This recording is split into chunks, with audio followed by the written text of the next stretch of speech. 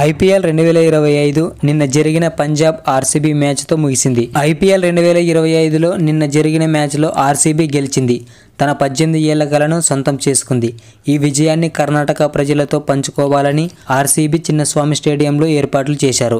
దీంతో తమ అభిమాన క్రికెటర్ని చూడాలని చాలా మంది యువతీ యువకులు స్టేడియంకి వచ్చారు. దాదాపుగా లక్షల మంది వచ్చారు. ఇందులో భాగంగా స్టేడియం లోపలికి వెళ్లేందుకు అందరూ ఒక్కసారిగా ప్రయత్నించగా స్టేడియం గేటును తోసుకుంటూ వెళ్లారు. అలా తోపులాట జరగడంతో 11 మంది చనిపోయారు, 50 మంది గాయపడ్డారు. చిన్నస్వామి స్టేడియం వద్ద తొక్కిసలాట జరగడంతో దీంతో అభిమానులు అక్కడి నుంచి వెళ్లిపోవాల్సిందిగా పోలీసులు సూచించారు. వేలాదిగా తరలిరావడంతో వారిని అదుపు చేయడం పోలీసులకు కష్టమైంది. అయితే క్రౌడ్ను అదుపు చేయలేమని పోలీసులు హెచ్చరించగా కర్ణాటక క్రికెట్ అసోసియేషన్ విక్టరీ పరేడ్కు పట్టుబట్టింది. ఆర్సీబీ ఏళ్ల నాటి కల నెరవేరిందన్న ఆనందంతో చిన్నస్వామి స్టేడియానికి వచ్చిన అభిమానులు అక్కడ ఏం జరుగుతుందో తెలుసుకునే లోపే ఊపిరాడక చనిపోవడం ఆందోళన కలిగిస్తుంది.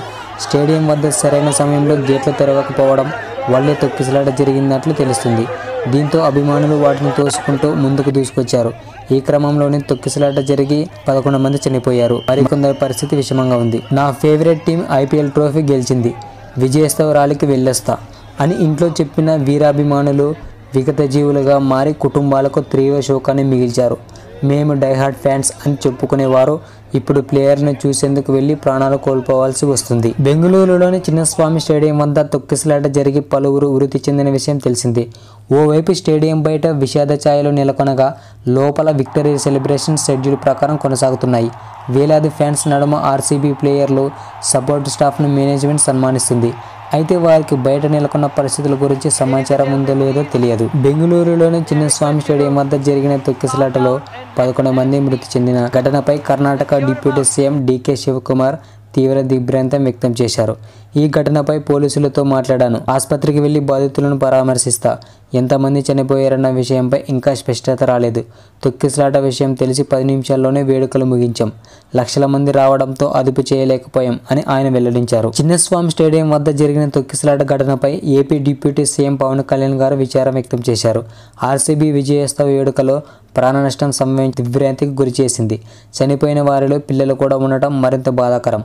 వేడుకలు ఇలా విషాదంగా మారడం దురదృష్టకరం. మృతుల కుటుంబాలకు నా ప్రగాఢ సానుభూతిని తెలియజేస్తున్నా. గాయపడిన వారు త్వరగా కోలుకోవాలని ప్రార్థిస్తున్నా అని ఆయన ట్వీట్ చేశారు. బెంగళూరులో విక్టరీ పరేడ్ జరుగుతుందనే విషయం తనకు తెలియదని ఐపీఎల్ చైర్మన్ అరుణ్ ధుమాల్ చెప్పడం గమనార్హం. తొక్కిసలాట ఘటనపై నిర్వాహకులను ఆరా తీయగా బయట ఏం జరిగిందో తమకు తెలియదని, ఈవెంట్ను వెంటనే రద్దు చేస్తామని హామీ ఇచ్చినట్లు తెలిపారు. మరోవైపు తొక్కిసలాటపై బీసీసీఐ స్పందించింది.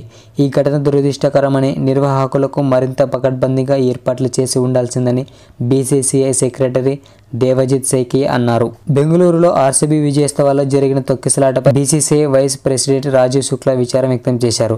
ఇలాంటి ఘటనలు ఏ రాష్ట్రంలోనైనా జరగవచ్చు. దీనికి అధికార పార్టీని నిందించకూడదు, రాజకీయం చేయకూడదు. బీజేపీ రాష్ట్రాల్లో జరిగిన వారిని నిందించకూడదు. భారీగా ఫ్యాన్స్ వచ్చారు. ఫ్రాంచైజీ కూడా ఎంతమంది వస్తారని ఊహించలేదు. మృతుల కుటుంబాలకు సాయం అందించడానికి ప్రయత్నాలు జరుగుతున్నాయి అని ఆయన చెప్పారు. బెంగళూరు చిన్నస్వామి స్టేడియం వద్ద జరిగిన తొక్కిసలాటపై కర్ణాటక సీఎం సిద్ధరామయ్య గారు పొలిటికల్ సెక్రటరీ నాసిం అహ్మద్ స్పందించారు. ఇది ఎవరూ ఊహించిన ఘటన.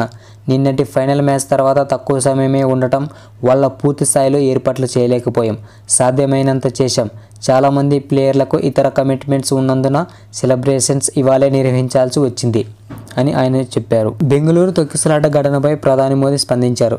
ఇది చాలా హృదయ విదారక ఘటన. మృతుల కుటుంబాలకు ప్రగాఢ సానుభూతి తెలియజేస్తున్నా. తొక్కిసలాటలో గాయపడ్డ వారు త్వరగా కోలుకోవాలి. మృతుల కుటుంబాలకు 2 లక్షలు, గాయపడ్డ వారికి 50,000 సాయం చేస్తామని వెల్లడించారు.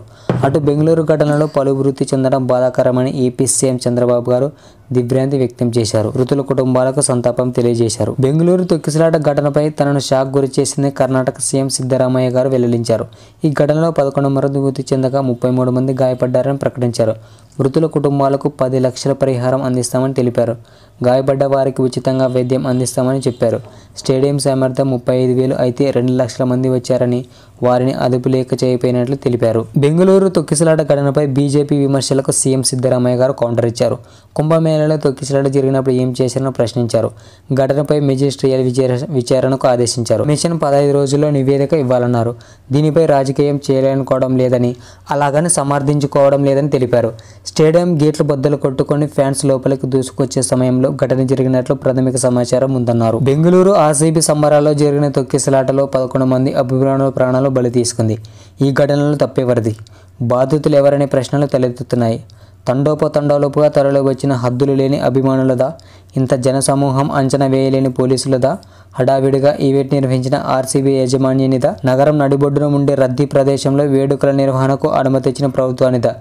ఎవరిని తప్పుబట్టాలి? ఎవరిని ప్రశ్నించాలి? ఈ ఇన్సిడెంట్ జరగడానికి ముఖ్య కారణం ఎవరు అనుకుంటున్నారో కామెంట్ చేయండి. Please subscribe. Thank you all. జై హింద్.